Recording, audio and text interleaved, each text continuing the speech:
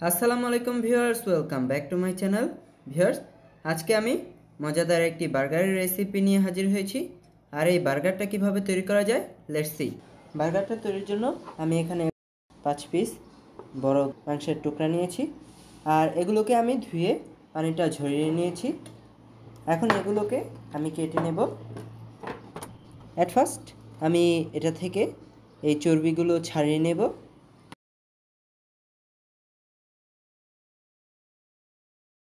Viewers, ভিডিওর শুরুতে একটা লাইক দিয়ে দিন।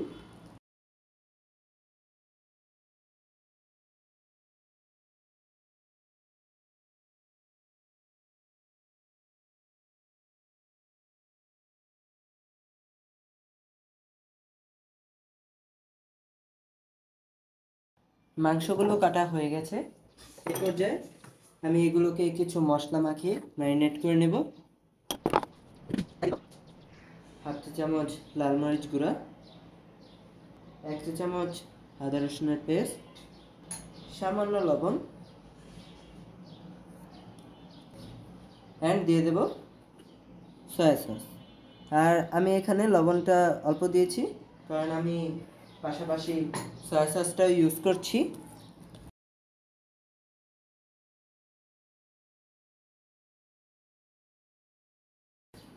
এখন এটাকে আমি কিছুক্ষণের জন্য রেস্টে রাখবো। মাংসগুলো ম্যারিনেট করা হয়ে গেছে। এখন আমি এগুলোকে ভাজতে চলে যাব। ভিউয়ার্স, আমি চুলায় একটি প্যান বসিয়ে তেল গরম করে নিয়েছি। এখন আমি এখানে সেই মাংসগুলো একে একে দিয়ে দেব।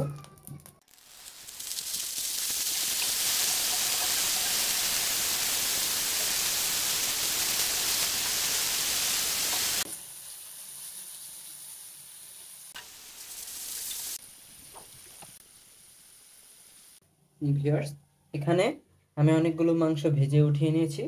এগুলো ভাজা হয়ে গেছে। এখন আমি এগুলোকে উঠিয়ে নেব।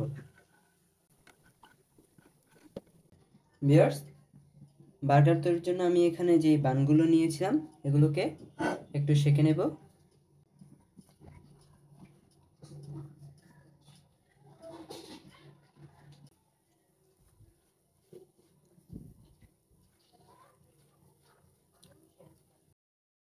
ভিউয়ার্স, এগুলোকে সেঁকে নিলাম। ভিউয়ার্স, আমি এখানে পেঁয়াজের রিং নিয়েছি। এখন এগুলোকে লবণ ও ভিনেগার দিয়ে ভিজিয়ে রাখবো। ভিউয়ার্স, আমি এখানে মেয়োনেজ নিয়ে নিয়েছি। এখন এখানে অ্যাড করে নেব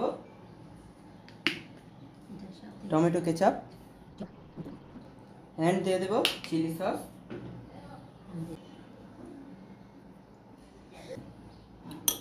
এখন এগুলোকে আমি ভালো করে মিশিয়ে নেব। এখন আমি বার্গারটা তৈরি করে নেব। তাই অ্যাট ফার্স্ট আমি এটার উপর সেই সসটা স্প্রেড করে দেব। আর সসের কোয়ান্টিটিটা আপনারা আপনাদের ইচ্ছে অনুযায়ী অ্যাড করে নেবেন। দেন আমি এখানে দিয়ে দেব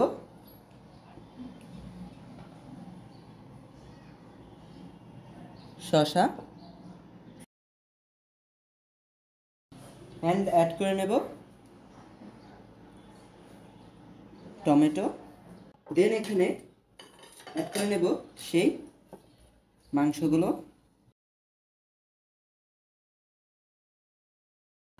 অ্যান্ড সেই ভিনেগারে ভিজিয়ে রাখা পেঁয়াজগুলো। আমি এখানে বানের উপরের পেটটার উপর সস স্প্রেড করে নেব। আর এখানে কম করে সস দিতে হবে।